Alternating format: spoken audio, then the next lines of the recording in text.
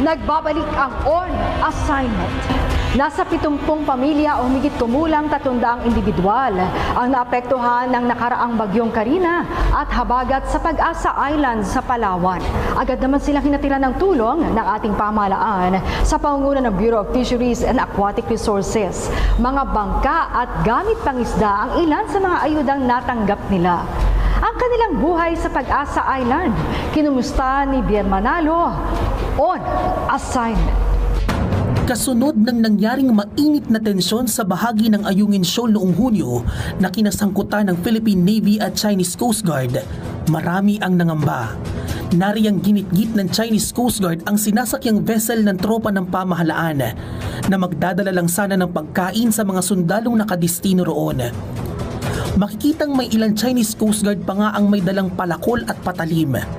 Pinagpapalo ang rubber boats at binutas pa. At sa kalagitnaan ng gilian, isang sundalo pa nga ang naputulan ng daliri. Pero sa kabila ng patuloy na panggigipit ng China sa ating mga otoridad sa West Philippine Sea, nasaan na nga ba ang Pilipinas sa pinag-aagawang teritoryo?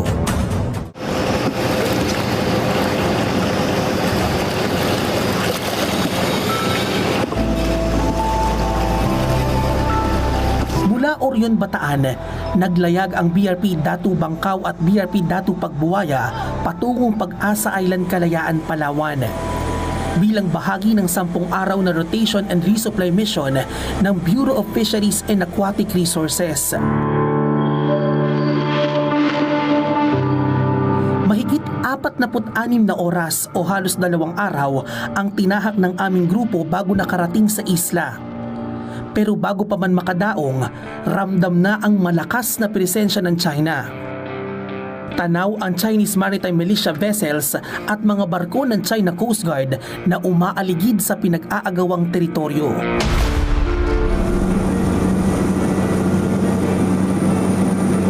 Sa isinagawang 20 minutes aerial inspection sa Sandikay o Sandbar sa paligid ng Pag-asa Island, matatanaw mula 500 hanggang 600 feet above sea level ang mahigit 30 Chinese Maritime Militia vessels at mga barko ng China Coast Guard na nakabantay dito.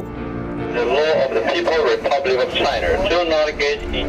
Bukod doon sa mahigit 30 Chinese Maritime Militia vessels, ay makikita nyo sa aking likuran na nakabantay din sa amin ang China Coast Guard papunta ng Sandikay sa paligid ng Pag-asa Island. Dito na makikita ang pagbuntot ng ilang Chinese Coast Guard lula ng rigid hull inflatable boats o RIBs. Halos 10 beses nakatanggap ng radio challenge mula sa China Coast Guard ang BRP Datu Bangkaw. Sa ikalawang aerial inspection, mula 300 feet above sea level, masisilayan naman ang malasyudad na artificial island na ginawa ng China para maging base militar sa bahagi ng Zamora o Subi Reef. Mahigit 17 oras ang tinahak ng grupo bago nakarating sa Escoda Shoal para sa gagawing resupply mission. Kasabay ng malakas na alon at hangin dala ng masungit na panahon. Kapansin-pansin ang malakas na presensya ng China sa paligid ng Escoda Shoal. Naroon ang kanilang tinatawag na monster ship.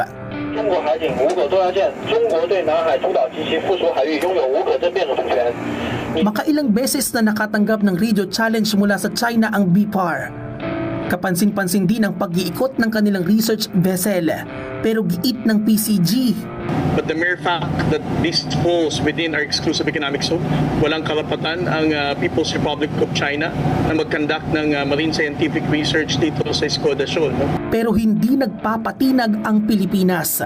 Magtatatlong buwan nang nakadaong sa Escoda Shoal ang BRP Teresa Magbanwa, ang pinakamalaking barko ng Philippine Coast Guard, para ipaalala ang presensya at lakas ng Pilipinas sa pinag-aagawang teritoryo.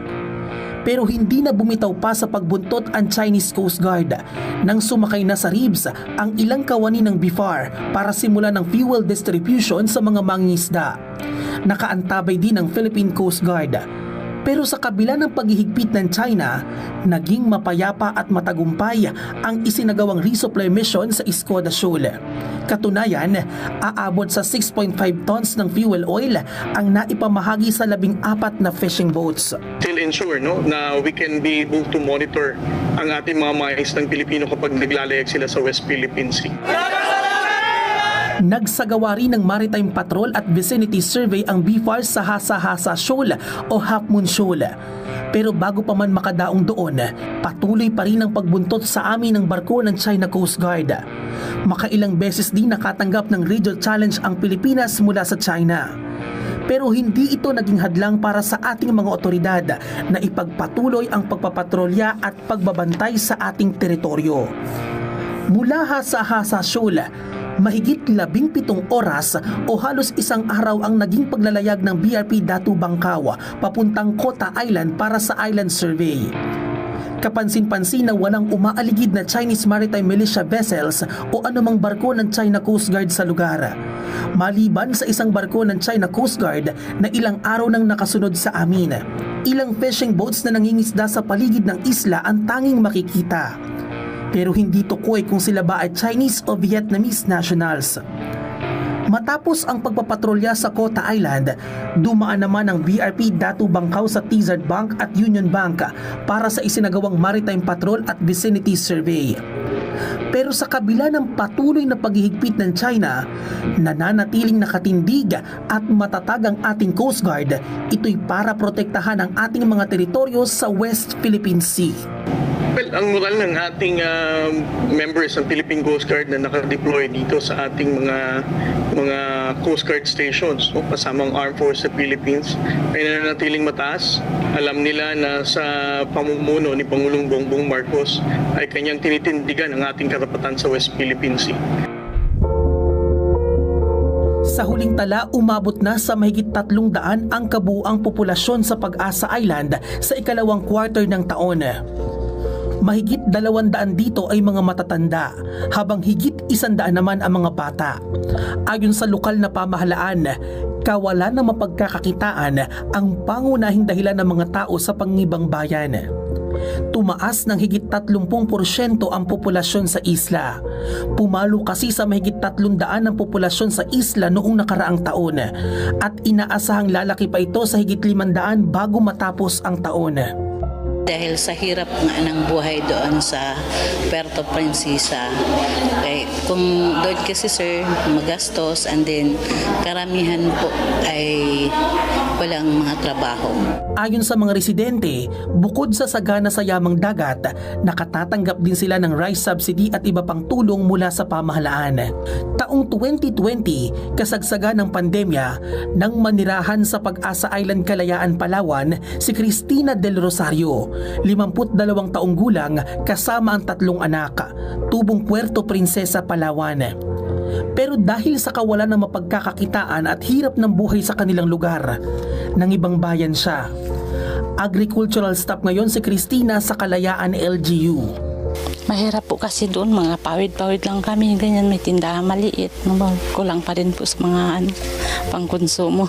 Gaya ni Cristina, mas pinili rin ng pamilya ni Aprilyn Kuhamko ang manirahan sa Pag-asa Island noong 2019.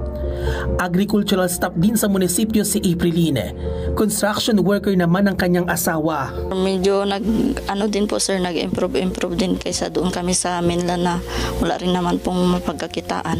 Karamihan sa mga residente sa Pag-asa Island, mangingisda, construction worker at empleyado ng munisipyo na pawang mga contract of service. May iba't ibang proyekto ang Kalayaan LGU para sa mga residente.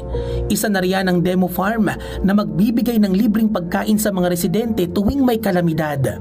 Dito nakatanim ang iba't ibang klase ng gulay at prutas.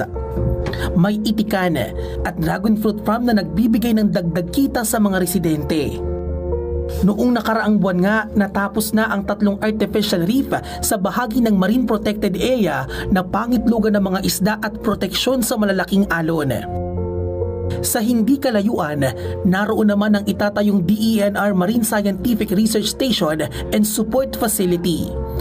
At dahil sa lokasyon nitong napalilibutan ng dagat, prioridad ng LGU ang pagpapatayo ng evacuation center. Ipagpatuloy namin kung ano ang mga proyekto o mga programa para sa LGU na kapag-kinabang ng mga mamamayan dito po. Mahigit 2 taon pa lang na miyembro ng Philippine Coast Guard ang nurse na si Enz Abubakar na tubong Zamboanga City. Pero nitong Marso, nadistino siya sa Pag-asa Island, Kalayaan, Palawan para maging bahagi ng medical team. Kahit napalayo sa pamilya, hindi ito naging hadlang para makapaglingkod. Sa simple na thank you lang nila na papagaan yung mga loob namin, pati parang hindi kami nalulungkot na bakit kami napunta dito. Isa lang si Nurse Enz sa mga miyembro ng medical team sa Pag-asa Island. Hangad ang makapaghatid ng dekalidad na serbisyo sa mga residente ng isla. May 2 silid ang Rural Health Unit. May oxygen tanks, hospital beds, wheelchairs, fluids, mga gamot, vaccines at emergency kit. Pero dahil limitado ang kagamitan, minor cases lang ang kayang maserbisyohan. Dahil dito, nagsasagawa sila ng teleconsultation mula sa mga espesyalista sa Puerto Princesa. Umaalalay ang Philippine Air Force para sa medical evacuation papuntang Puerto Princesa kung may major cases. At sa bakanting loteng ito itatayo ang Mega Rural Health Unit na magbibigay ng kumpletong serbisyong medikal para sa mga residente ng Pag-asa Island. At nitong nakaraang linggo lamang, August 7, nagsimula ang klase sa Pag-asa Island na naantala dahil sa epekto ng paghagupit ng bagyong Karina at habagat. Magmumula pa kasi sa Puerto Princesa, Palawan ang mga guro. Pero dahil sa malakas na alon at hangin, pahirapan tuloy para sa kanila ang pumalaot. Higit 18 oras ang paglalayag bago makarating sa isla. Marami po kasi talagang umaakit, dumadagdag po dito na family. Tapos nililipat na po nila dito yung mga anak nila. Sa huling tala, umabot sa mahigit 100 ng enrollees sa isla ngayong school year. Mula sa daycare at kinder, elementarya at junior high school. Mas mataas ito ng halos 30% kumpara noong nakaraang taon na may mahigit 70 enrollees lamang. Ang maganda rito, 11 sa nagpatala sa senior high school ay pawang mga nanay na nagbabalik eskwela. May karagdagang 5 silid-aralan ang itinatayo sa eskwelahan. Ang Wi-Fi mula sa DICT ang tanging inaasahan hindi lamang ng mga estudyante at guro kundi maging ng buong komunidad. Excited sa kanyang pagbabalik eskwela ang grade 6 student na si John Mark Abogado.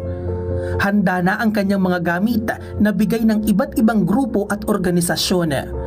Pangarap ni John Mark na maging isang piloto at inspirasyon niya ang kanyang pamilya para makatapos. Para makatulong sa bansa po natin. Kahit ang mga ina tulad ni Jonilyn, mas excited pa sa pagbabalik eskwela ng kanyang anak. Pabaon niya ang pag-asa at pagmamahal sa tuwing inihahatid niya si John Mark sa paaralan. Pangarap ko lang po na makapagtapos, mabigyan sila ng magandang buhay. Bien Manalo, on assignment. Ika nga, may pag-asa sa Pag-asa Island. At tulad ng sinasabi ng ating Pangulong Ferdinand R. Marcos Jr., sama-sama at sabay-sabay ang lahat ng Pilipino sa pag-unlad sa bagong Pilipinas. Magbabalik ang On Assignment.